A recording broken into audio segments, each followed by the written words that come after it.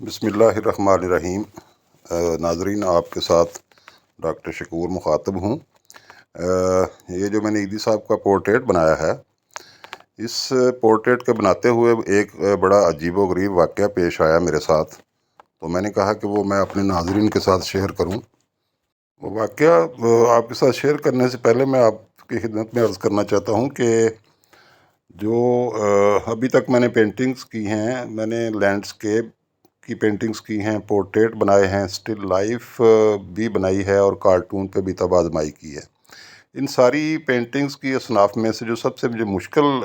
صنف لگی ہے وہ ہے پورٹریٹ بنانا، کیونکہ پورٹریٹ بنانے کے لیے جس بھی ہستی کی آپ پورٹریٹ بناتے ہیں اس کی شکل نکالنا سب سے مشکل کام ہے۔ اس میں آنکھ، ناک، ہونٹ اور بیلنس اور چہرے کے خد و خال کو ابھار کے ہو اسی ہستی کی شکل بنانا، یہ یقیناً ایک بہت مشکل کام ہے۔ اور اس کے لیے میں نے نوٹس کیا ہے کہ مجھے یہ کسی بھی اب تک جتنے بھی پورٹریٹ بنائے ہیں ان کو بناتے ہوئے مجھے کئی دفعہ ربڑ کا استعمال کرنا پڑا، کبھی ان کے ہونٹس ٹھیک کرنے پڑے، کبھی آنکھ کو مٹا کے دوبارہ بنانا پڑا، کبھی ناک کے اوپر معاملہ پھنس گیا اور اس کو کئی دفعہ مٹا کے دوبارہ بنانا پڑا۔ تو اس طرح مجھے پورٹریٹ بنانے میں انتہائی دقت پیش آتی رہی ہے ہمیشہ، اور کئی دن اور کئی سٹنگ کے بعد کہیں جا کے تو وہ مطلوبہ شکل نکلتی ہے جو کہ اس بندے کی یا اس ہستی کی شکل کے ساتھ ملتی ہے۔ لیکن میں نے دیکھا کہ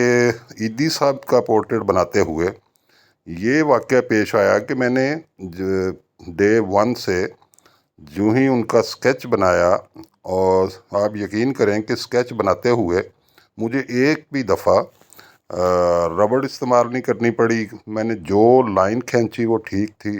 میں نے جو اسٹروک لگایا وہ ٹھیک لگا، اور پہلی ہی کوشش میں بہترین اس کا سکیچ بن گیا۔ اور اس کے بعد جب میں نے اس میں کلر کرنا شروع کیے تو وہ بھی حیران کن طور پہ جو فیس کا ٹون ہوتا ہے، جو فیس کا رنگ ہوتا ہے، وہ اتنا اچھا نکلا۔ اور اس کے بعد جو آنکھیں اور ناک اور ہونٹ اور ان کے جو خد و خال کا جو بیلنس تھا وہ اس قدر اچھا تھا کہ میں پہلی دفعہ کہہ لیں کہ اس پورٹریٹ سے مطمئن ہوا۔ اور یہ میرے لیے ایک بڑی حیران کن بات تھی کہ اتنی آسانی کے ساتھ یہ پورٹریٹ بنا۔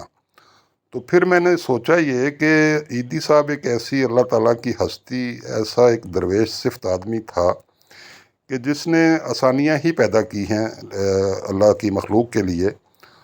نہ صرف اپنی زندگی میں بلکہ مرنے کے بعد بھی وہ آسانیاں ہی پیدا کر رہے ہیں۔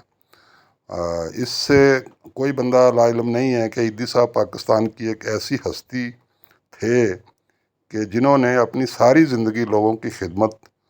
زندوں کی، مردوں کی، لاوارث لوگوں کی، بے سہارا لوگوں کی خدمت کرتے گزار دی۔ تو اللہ تعالیٰ نے یہ ایسی روح بنائی، اور میرا خیال ہے کہ شاید پاکستان میں آج تک اس طرح کا درویش صفت آدمی ہمارے درمیان نہیں آ سکا۔ اور ایسے ہی ہستیوں کے لیے علامہ اقبال نے فرمایا تھا کہ خدا کے بندے تو ہیں ہزاروں، بنوں میں پھرتے ہیں مارے مارے، میں اس کا بندہ بنوں گا جس کو خدا کے بندوں سے پیار ہوگا۔ تو عیدی صاحب ایک ایسی ہستی تھے کہ جنہوں نے اپنا نام اس دنیا میں امر کر لیا۔ اللہ تعالیٰ ان کے درجات کو بلند کرے۔ ہماری اوقات تو نہیں ہے کہ ہم ان کو خراج تحسین پیش کریں، لیکن ان کی محبت کا اظہار کرنے کے لیے ایک حقیقی سی کوشش اور کاوش کی ہے۔ ورنہ تو اس طرح کی ہستیوں کے لیے اکثر آپ نے سنا ہوگا کہ کہا جاتا ہے کہ ڈھونڈو گے اگر ملکوں ڈھونڈو گے اگر ملکوں ملنے کے نہیں نایاب ہیں ہم، ملنے کے نہیں نایاب ہیں ہم، تعبیر ہے جس کی حسرت و غم، تعبیر ہے جس کی حسرت و غم، اے ہم نفسو وہ خواب ہیں ہم، تعبیر ہے جس کی حسرت و غم، اے ہم نفسو وہ خواب ہیں ہم، اے درد بتا کچھ تو ہی بتا،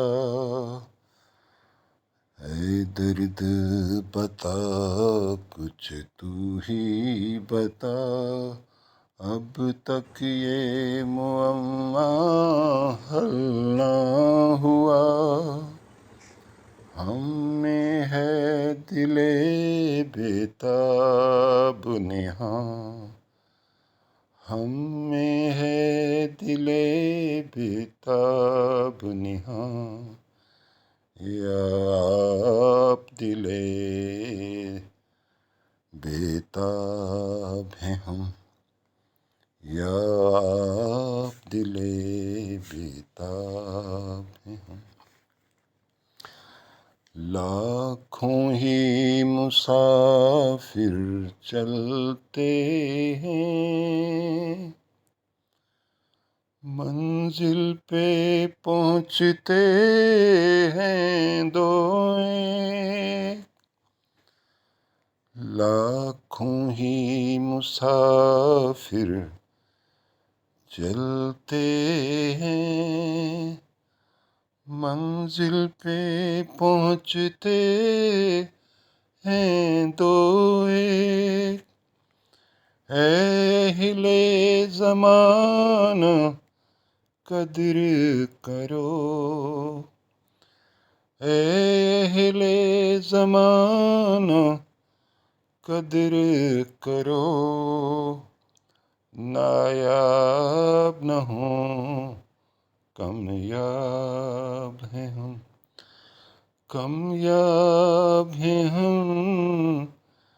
نایاب ہیں ہم، کامیاب ہیں ہم، نایاب ہیں ہم،